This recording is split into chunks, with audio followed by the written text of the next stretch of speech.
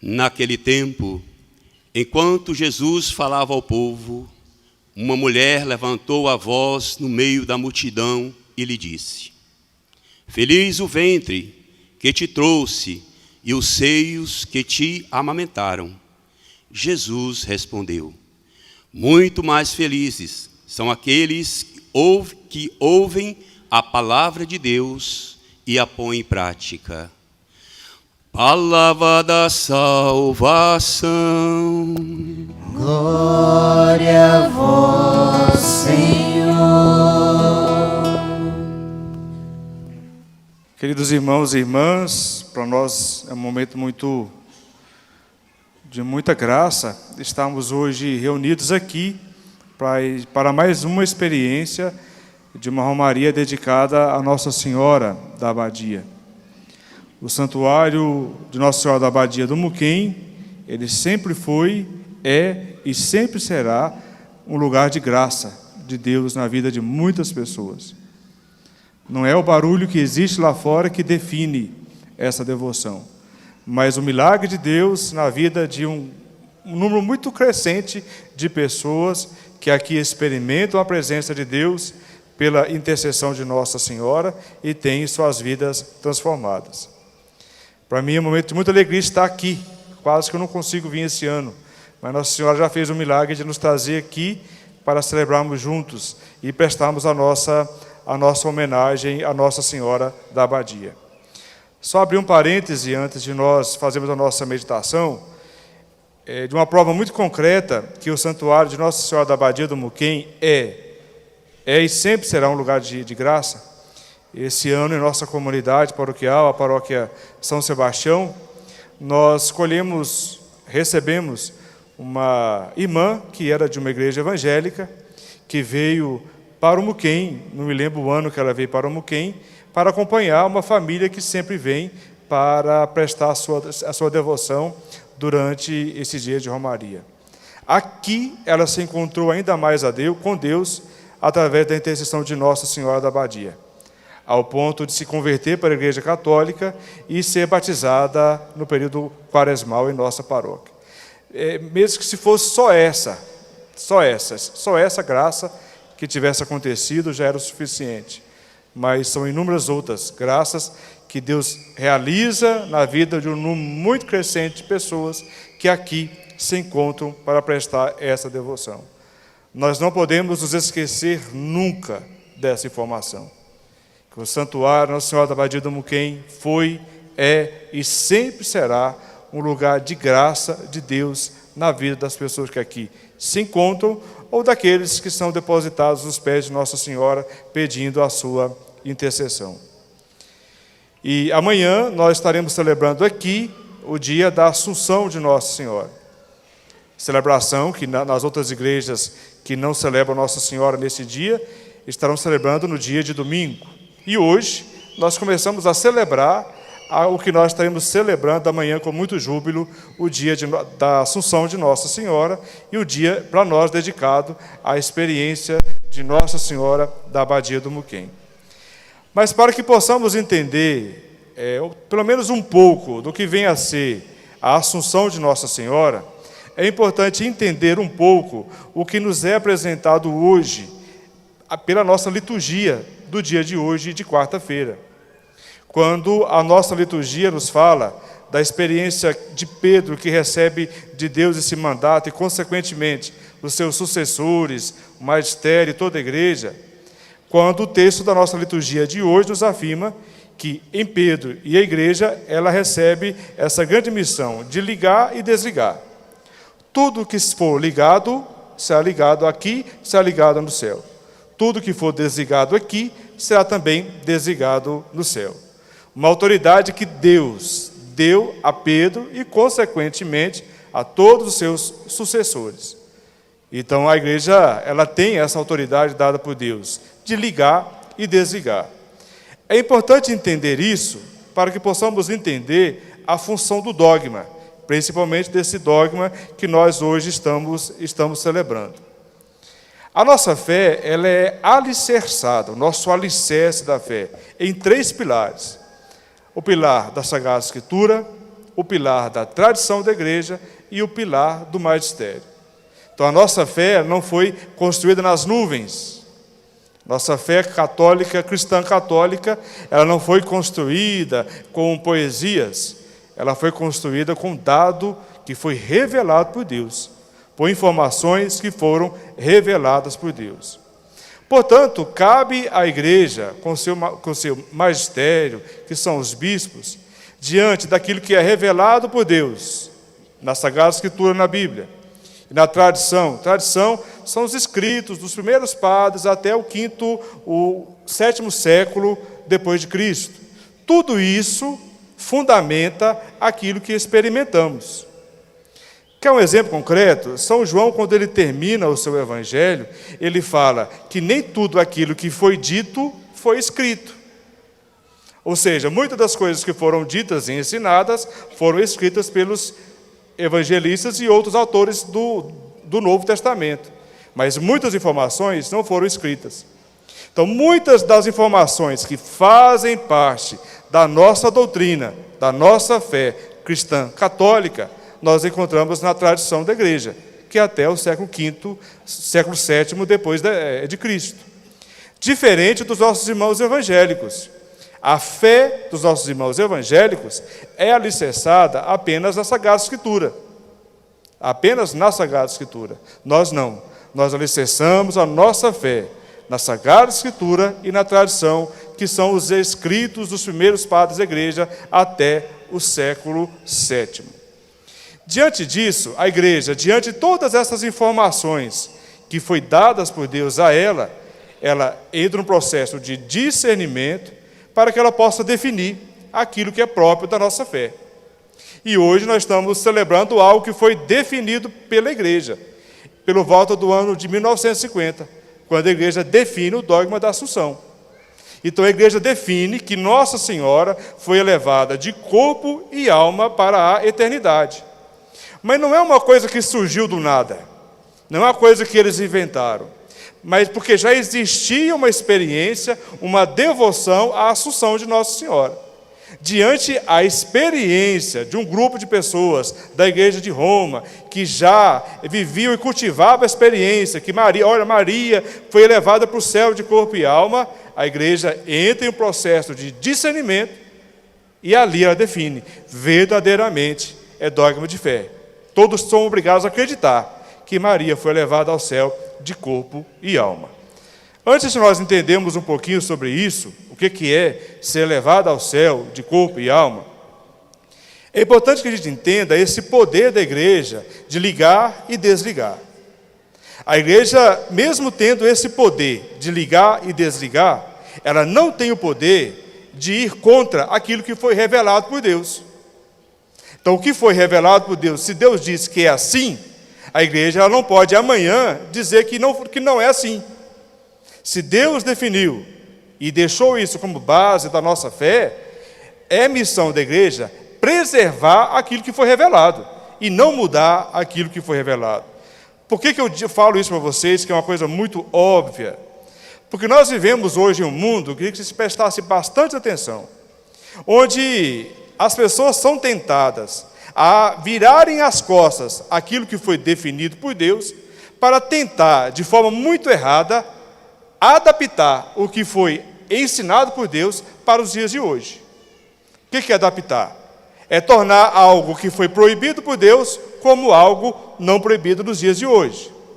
Em nome de ganhar aplausos, em nome de ganhar reconhecimentos, em nome até mesmo de agregar fiéis, de encher as nossas igrejas, nós acabamos anunciando um evangelho que não é comprometido com a verdade, fazemos interpretações muito poéticas, bonitas, que faz o povo chorar, que agrada os corações, mas não é um anúncio do evangelho que promove a conversão do coração do homem. A igreja, ela se prostitui quando ela vira as costas por aquilo que é a sua fé definida e preservada, simplesmente para agradar um pequeno ou um crescente número de pessoas. Nós podemos ter a nossa igreja com um número de pessoas reduzidas. Para nós não é problema.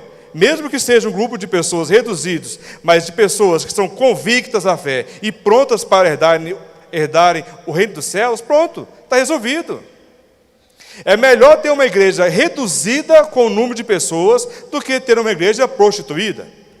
Uma igreja que não se compromete com a verdade. Uma igreja que vira as costas. Não é a vontade do povo que define o que Deus quer. Não é o que o povo quer, o que o povo acha que tem que ser. Não é o que a mídia acha que tem que ser, que vai definir aquilo que nós acreditamos. Se as pessoas que não estão aqui presentes, ou até mesmo estão, se elas não acreditam, o problema é delas. Não é o fato de você não acreditar, ou não conseguir viver o que Deus definiu para nós como princípios, como valores, como os dogmas de fé definidos pela igreja. Não é o fato de você não conseguir viver, ou eu não conseguir viver, que vai definir aquilo que acreditamos. Aquilo que é vontade de Deus e a missão da igreja, preservar aquilo que é vontade de Deus, aquilo que é ensinado por Deus, aquilo como caminho de nossa salvação, caminho que nos dá a eternidade. Repito, não é o que você acha que define aquilo que devemos acreditar. Não é o que o jornal acha, não é o que os influenciadores desse mundo acham que define aquilo que nós acreditamos. Não é a fé que tem que se adaptar a nós. Somos nós que temos que adaptar aquilo que foi traçado por Deus para cada um de nós. O poder de ligar e desligar não nos dá o direito de virar as costas do que foi ensinado por Deus, determinado por Deus, para agradar um pequeno ou um crescente número de pessoas. Vocês entenderam, gente? Sim ou não? Protestante falar mal da gente até que vai, mas católico falando mal da igreja e da sua doutrina é pior ainda. E tem um punhado de católico que afirma que não acredita naquilo que é ensinado. Então você não acredita ou não quer acreditar porque você não consegue viver naquilo que Deus deixou para que possa dar a sua salvação. Não é o que você acha, o que você quer, ou o que você sente que define aquilo que foi definido por Deus. Somos nós que devemos nos curvar diante da verdade, e não é a verdade que tem que se curvar diante de nós. Vocês entenderam essa parte, gente? Sim ou não? É Deus que se curva a nós ou nós que nos curvamos a Ele? Quero ver na prática depois disso. Diante disso, como eu disse, diante de uma experiência, de uma comunidade que viviam essa experiência e professavam essa crença na Assunção de Maria, que ela estava no céu de corpo e alma, a igreja, depois de um profundo processo de discussão, porque a igreja não é o fato de você sentir, ela vai lá e define. Aconteceu um milagre. Não, a igreja vai investigar para ver se aquele milagre verdadeiramente existe. A igreja declarou que alguém é santo. Antes de declarar que uma pessoa é santa, a igreja vai investigar para que possa perceber se existe mesmo a vida de santidade. Então, diante dessa experiência de um povo, primeiro veio a experiência de um povo. Diante da experiência de um povo, a igreja estuda, analisa, discute e define. Verdadeiramente é assim, e isso é dogma de fé. A Assunção de Nossa Senhora, nós acreditamos nesse dogma, e o que ele nos ensina é o fato de Maria estar na eternidade já de corpo e alma. Nós acreditamos que essa experiência para Maria é a experiência de um novo nascimento, novo e último nascimento de Maria. Ela nasceu de forma biológica para esse mundo, ela nasce pela Assunção para a eternidade, um novo nascimento de Maria. Mas quando nós olhamos para Nossa Senhora, nós observamos e concluímos que ela viveu de forma muito precoce aquilo que viveremos. Ela foi a primeira a ter o contato com a humanidade de Jesus. Aquilo que nós vivemos a cada missa que celebramos, que é o nosso contato com a Eucaristia, ela viveu na sua gestação. Maria é muito precoce. Ela viveu por antecipação a experiência que a igreja vive pela Eucaristia. Então, todos os momentos que você comunga Jesus, você experimenta de uma forma muito próxima aquilo que ela experimentou. Você tem contato, não é só com a espiritualidade, você tem contato com a matéria, que é o corpo de Cristo. É o corpo de Cristo. Nós vivemos o que ela viveu muito antes de nós. E quando nós falamos que ela foi elevada para o céu de corpo e alma, ela vive aquilo que viveremos no dia do juízo final. Quando você morrer, 3 possibilidades você vai ter: céu, inferno ou purgatório. Na hora. Para os nossos irmãos protestantes, não. Quando você morre, você vai dormir, e você vai acordar só no dia do juízo final. Para quem é preguiçoso é bom, que vai passar um bom tempo dormindo, esperando Jesus voltar. Mas para nós, não. Morrer é céu, inferno ou purgatório. Mas no dia da segunda vida de Jesus e a definitiva intervenção de Deus no mundo, aí sim, aquilo que a alma experimenta, o corpo também experimentará. E Maria já viveu isso o dia que ela foi elevada ao céu. O dia da sua dormição, o dia que ela foi elevada, ela já viveu o que nós viveremos o dia do juízo final. Precoce. Mas sabe por que isso é bom? O caminho que ela nos indica para caminhar, ela já caminhou. O que ela nos ensina a viver? Porque a missão da devoção à Nossa Senhora é nos levar a Jesus. A missão de Maria não é nos fazer ficar nela. Ela tem que nos levar a Jesus. Portanto, todo romeiro que vem aqui, diz que ama ela, mas não se converte a Jesus, aquilo que ela plantou no coração não deu frutos. Porque a missão dela é nos levar a Jesus. E nos levando a Jesus, ele converte os nossos corações, nos modifica, nos transforma e nos traz a eternidade. Então Maria viveu por antecipação aquilo que viveremos no dia do juízo final. Vocês entenderam pelo menos um tiquinho assim, gente? Sim ou não? O caminho que percorremos, ela já percorreu. Então ela sabe. Então pode pegar na mão dela, pode seguir atrás dela, que ela não vai te levar por um caminho contrário, porque ela nos conduz por um caminho que ela já percorreu. Ela nos leva a experimentar uma experiência que ela já experimentou. E ao afirmarmos que Maria, ela conhece um caminho, ensina o caminho que ela conhece, nós entendemos que todo o processo de Maria, desde o seu nascimento, é para nós um exemplo. Hoje, conversando uma linguagem teológica com o padre Renner, vindo para cá o dia inteiro preparando para o dia de hoje, falei, padre, que dia que começou a missão de Nossa Senhora? Não, a missão de Nossa Senhora começou no dia que ela foi concebida. Não. A missão o chamado de Maria, ela foi preparada desde o dia que ela foi concebida, no ventre de sua mãe. Mas a missão dela começou o dia que ela disse sim a Deus. Uma coisa é você ser escolhido por Deus. Uma coisa é eu ser escolhido por Deus. Uma coisa é Deus te chamar para estar aqui. Uma coisa é Deus te tocar lá na sua casa. Uma grande maioria para ficar debaixo de uma lona, num solão, numa poeira dessa. Mas uma coisa é Deus te tocar lá. Uma coisa é Deus te chamar. Outra coisa é você dar a resposta. O que nos dá a salvação não é só o chamado. O que nos dá a salvação é a nossa resposta ao chamado de Deus. E eu falo para vocês com muita convicção. Muita convicção. Muitos que são chamados têm dificuldade de dar resposta. Qualquer tipo de chamado. Primeiro chamado, a santidade, a salvação. Deus não muda de opinião. Por exemplo, quando um padre deixa de ser padre, não é que Deus mudou de ideia, Deus não quer mais padre. Foi porque ele não conseguiu dar a resposta. Quando Deus chama um casal a viver o matrimônio e abençoa pelo sacramento do matrimônio, e de repente eles decidem não viver mais a vida matrimonial, não há problema no matrimônio. Não há problema no chamado que Deus fez para que um casal possa viver a vida matrimonial. O problema está naquele que dá a resposta. Tudo mudou. A mudança da humanidade, com a encarnação do Verbo, a vinda de Jesus para o nosso meio, começou com o sim de uma mulher. O não que Eva deu a Deus no livro do Gênesis foi consertado com o sim. O seu sim a Deus transforma o mundo. Nós não transformaremos o mundo se nós, que somos chamados por Deus para sermos transformadores, não demos uma resposta. Não basta ser chamado, não basta ser escolhido, tem que dar a resposta. A solução para os problemas que vivemos de hoje não está apenas no chamado de Deus, que continua. A solução está na minha resposta e na sua resposta para Deus.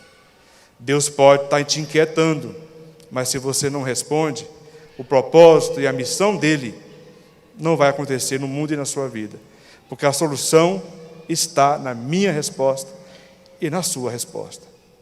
Amém? Não basta estar aqui, não basta aceitar vir, não basta passar aqui dentro do período do tempo, não basta só isso, tem que dar a resposta. Eu queria que você fosse para sua casa hoje pensando nisso. Qual está sendo a minha resposta? Isso não é uma resposta convicta, como a que ela deu ao projeto de Deus. Lamento dizer, você é só um escolhido que não deu resposta ou não deu a resposta como Deus queria que fosse dada. A sua salvação, a salvação da sua família, do mundo que está em sua volta, não está só na vontade de Deus para a sua vida, está na tua resposta. Talvez você tenha culpado a Deus porque as coisas não têm acontecido, mas as coisas não acontecem porque você não tem respondido, não tem dado a resposta do projeto de Deus em sua vida. Amém?